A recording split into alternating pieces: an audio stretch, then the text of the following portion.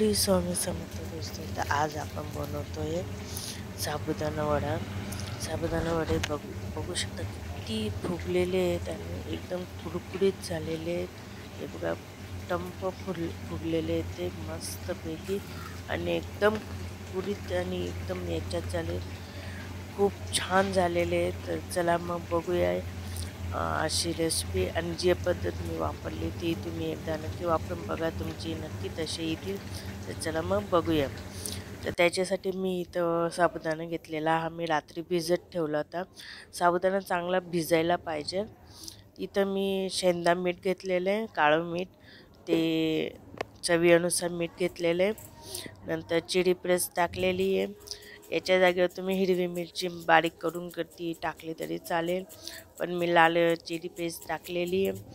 तर टेस्टनुसार टाकू शकता. इथं शेंगदाण्याचं कूट घेतलेलं आहे आणि इथं मी छोटे छोटे 4 बटाटे घेतले होते, ते उकळून किसून घेतलेले.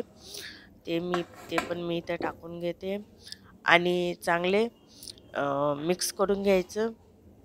हे बघा, हे चांगलं मिक्स करून घ्यायचं सगळ्या वस्तू, आणि जेवढं तुम्ही चांगलं मिक्स करून घेणार तेवढं ते तुमचे बटाटा वडा छान येईल.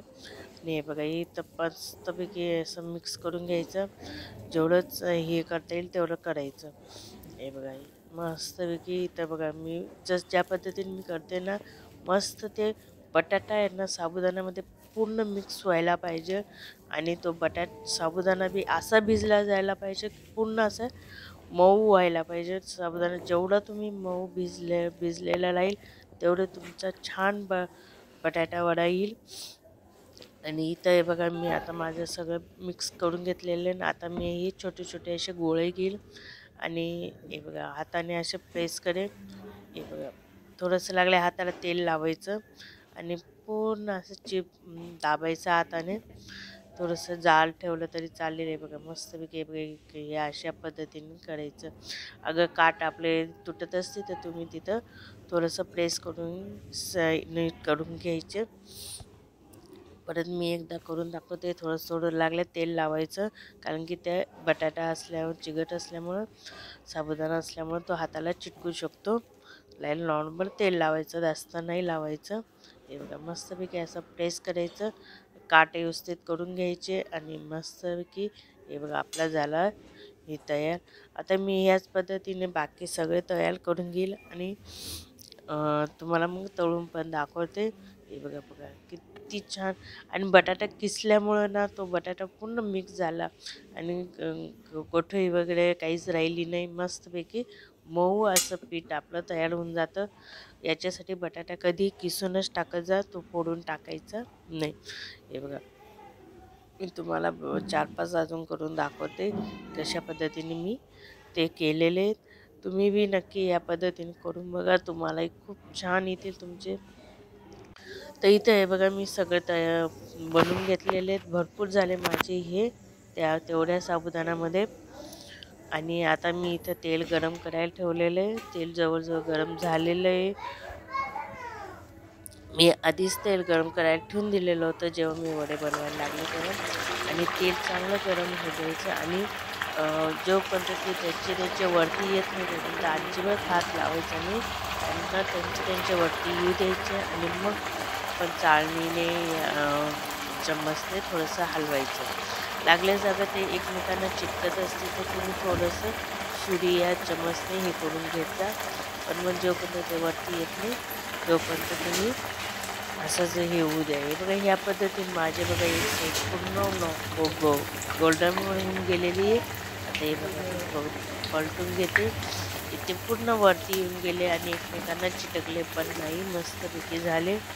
आता एक साईड माझी गोल्डन झालेली आहे. आता दुसरी साईड पण मस्तपैकी गोल्डन फ्राय करून घेईल. हे बघा किती छान झालेलं आहे. कलर बघू शकता तुम्ही किती छान आलेला आहे त्यांचा. मी तुम्हाला एक काढून दाखवते. हे बघा मस्तपैकी झालेले आहेत. आणि ह्याच पद्धतीने तुम्ही पूर्ण सगळे तळून घ्यायचे, मस्तपैकी गोल्डन फ्राय होऊ द्यायचे. आणि चांगलं तेल हे करून घ्यायचं, जास्त तेल हे नाही ठेवायचं. किती छान झालेलं आहे. कलर तर इतका सुंदर कलर आलेला आहे बघा, मस्तपैकी गोल्डन कुरकुरीत झालेले. मस्तपैकी आणि गॅस मिडियम ठेवायचा, जास्त फुल गॅस नाही ठेवायचा. आता मी हे टिश्यू पेपरवर काढून घेते. किती छान झालेले आहेत. तर चला मग आज अशा पद्धतीने सगळे आपण तळून घेऊया आणि मस्त हे करूया. मस्तपैकी झाले की नाही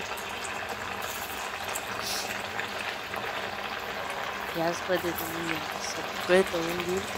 पण मग एक लक्षात ठेवायचं, गॅस मिडियम ठेवायचा आणि जोपर्यंत ते सगळे वरती येत नाही तोपर्यंत हातसुद्धा लागेल.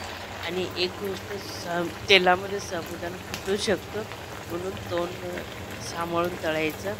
माझं एक दोनदा झालं, साबुदाणा पटकन फुटला, तेल सगळं उडलं इकडं तिकडं. पण नशीब माझ्या तोंडावर वगैरे हातावर नाही उडलं. पण मग थोडंसं जपून लांबूनच करत जा.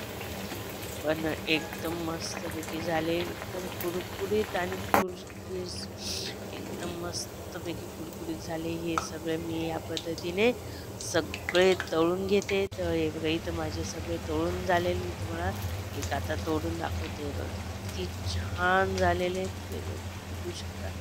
मस्तपैकी झालेले आहेत. मी अजून एक तोडून दाखवते तुम्हाला. हे बघा, हे बघा किती छान झालेले आणि एकदम मऊ आणि कुरकुरीत मध्ये एकदम मऊ आणि बाहेर कुरकुरीत असे झालेले. ही ते वडे तुम्ही दही शेंगदाण्याची चटणी कशाबरोबरही खाऊ शकता आणि खूप छान लागतात. तर बघू शकता, ह्या पद्धतीने तुम्ही नक्की ट्राय करा एकदा आणि मस्तपैकी एन्जॉय करा आणि गरम गरम सर्व करा. तर इथं मी आता सर्व करते हिरव्या मिरची बरोबर. हे बघा मस्तपैकी किती छान झालेले, खूप सुंदर झाले होते हे वडे. आणि रोहनला तर खूप आवडले. रोहन हे बघा मस्तपैकी किती छान झालेले. आणि त्यानंतर मी याच्यावर 2 हिरवी मिरची ठेवेल. मस्तपैकी हिरवी मिरची आणि साबुदाणा वडा बेस्ट ऑप्शन आहे. ही तुम्ही दहीबरोबर, शेंगदाण्याची चटणी कशाबरोबरही खाऊ शकता. तर माझी साबुदाणा वडा आवडला असेल तर लाईक करा, शेअर करा, माझे चॅनल सबस्क्राईब नक्की करा. पुन्हा भेटूया पुढच्या व्हिडिओमध्ये. तोपर्यंत बाय. श्री स्वामी समर्थ.